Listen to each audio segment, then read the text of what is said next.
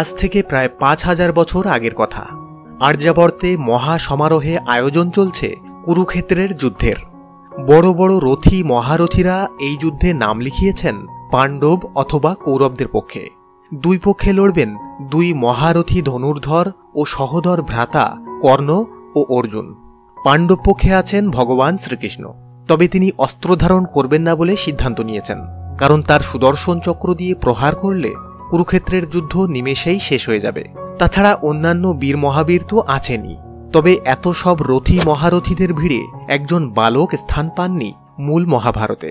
তবে তার যোগ্যতা অন্য সকল বীরের থেকেও কোনো অংশে কম ছিল না, বরং বলতে গেলে অন্য সবার থেকে শ্রেষ্ঠ ছিল তার যুদ্ধবিদ্যা।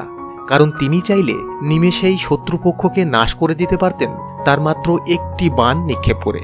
এই বালকটি ছিলেন ভীমের পৌত্র